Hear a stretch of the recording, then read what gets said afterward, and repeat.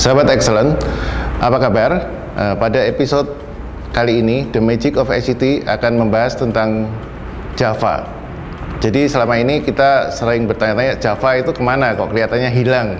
Padahal Java bukan menghilang, tapi malah kemana-mana arahnya.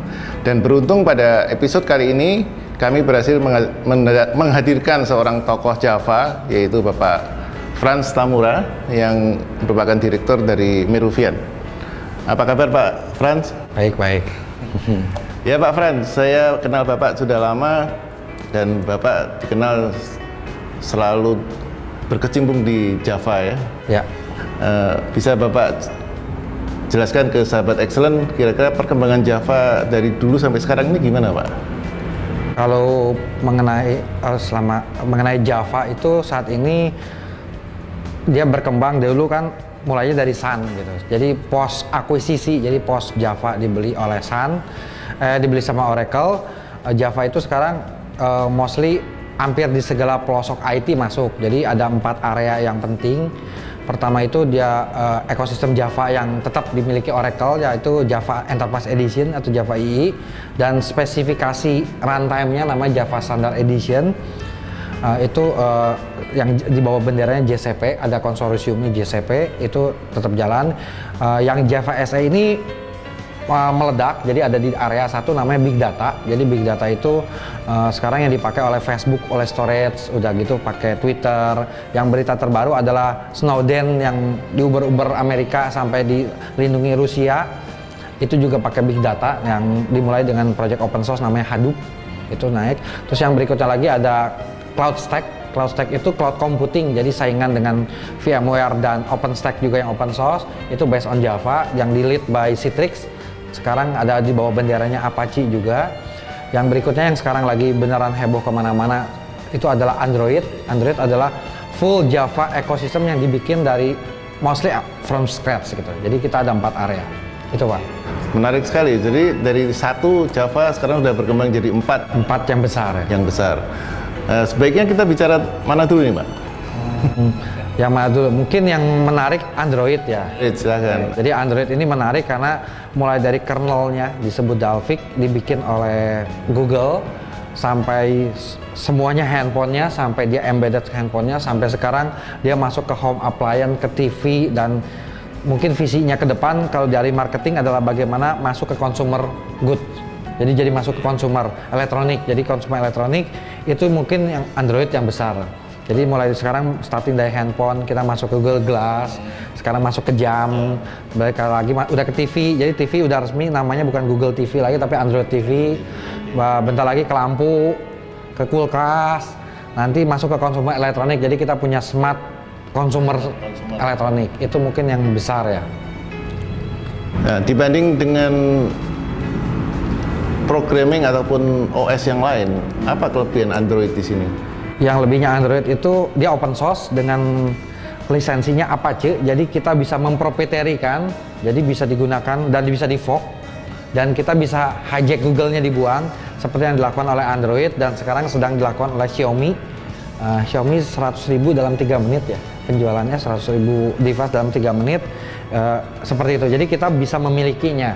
Jadi kalau Indonesia pengen punya teknologi OS sendiri, silakan ngefork Android. Setahu saya BPPT melakukan namanya Bandros. Cuman itu versi lama, Gingerbread gitu. Yaitu seperti itu. Nah, di Indonesia sendiri siapa yang mengembangkan Android?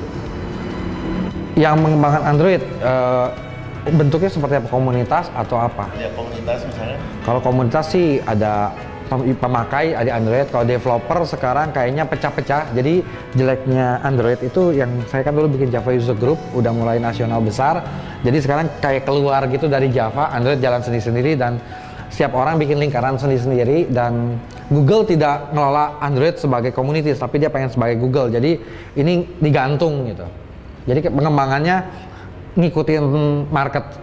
Jadi sesuai market masing-masing. Jadi marketnya bakal besar. Sekarang kan udah market 15-19%. Kalau nanti jadi 40-30% ya berarti programmernya ngikutin kebutuhan pasar gitu. Setahu saya sekarang perusahaan-perusahaan sudah mulai pakai. Jadi dia strong di enterprise ya, mulai strong di enterprise. Jadi saya juga banyak klien mostly Jadi Android lebih strong di enterprise. enterprise. Untuk di Indonesia penjualan partainya besar gitu. Jadi satu grup seperti yang perusahaan kopi itu beli 7.000, asuransi itu beli 5.000. Jadi dia pakai untuk mulai yang food and beverage mostly beli semua.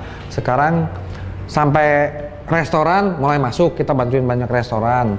Mulai ke retail masuk, canvassing masuk, order taking masuk, itu diajar sama Android semua. Jadi mereka membelikan gadget yang base Android semua. Android, jadi nanti developernya ngikutin sesuai dengan bisnis proses. Jadi ERP-nya di-cut, dipindahkan ke Android, jalan. Jadi semuanya bisa tidak perlu online gitu, itu seperti itu. Apa keuntungan mereka menggunakan Android dibanding yang lain? Kita bisa ngapain semuanya sampai dapat source code-nya. Oh gitu. Jadi apa yang Google bikin, kita bikin gitu. Jadi bisa, programmer senangnya bisa sampai ke dalam, bisa bikin fitur semaunya gitu. Dan tidak perlu bayar lisensi dan tidak dilarang-larang gitu. Lalu dengan sampai sedemikian terbuka, apakah ada bahaya? Misalkan kalau programmer itu tiba-tiba keluar dari perusahaan itu sendiri, apa yang terjadi? Ya itu di Java. Nah ini balik lagi ke dalam Java punya behavior. Java itu dari awal kalau bekerja harus berstruktur. Jadi berstruktur, ada framework apa segala seperti itu dan fully documented. Jadi mulai dari library-nya sampai aplikasinya sampai testingnya itu ada dokumentasinya. Sehingga, nah itu yang nggak biasa di Indonesia. Tapi di Java dipaksa. Jadi kalau Anda ikut ke Java dia akan terdokumentasi. Kecuali ya dapat programmer abal-abal ya. Jadi kalau udah dokumentasi, kalau dia keluar tetap ada dokumentasinya dan bisa diteruskan, dan itu terjadi untuk seluruh ekosistem. Jadi dari Java, Cloud, Big Data, Enterprise seperti itu bekerjanya. Jadi meskipun dia salah satu bagian dari Java, Android berkembang dengan sendiri ya? Dia berkembang sendiri, malah keluar dari Java-nya Oracle. Malah sekarang semenjak berantem sama Oracle itu sendiri-sendiri. Itu buat kekacauan duaan sendiri sebetulnya, seperti itu sih. Yang Big Data juga sama, dia Apache keluar dari GCP, jadi keluar dari Oracle jadi sendiri. Jadi dia jadi 3 pilar yang kuat. Cloud Computing ikut Apache, jadi Oracle sendirian, the rest bikin Java di luar Oracle gitu. Jadi Oracle bukan leader Java lagi gitu. Baik, sahabat Excellent, pembicaraan kita cukup menarik, tapi kita harus jeda sejenak untuk break komersial berikut ini.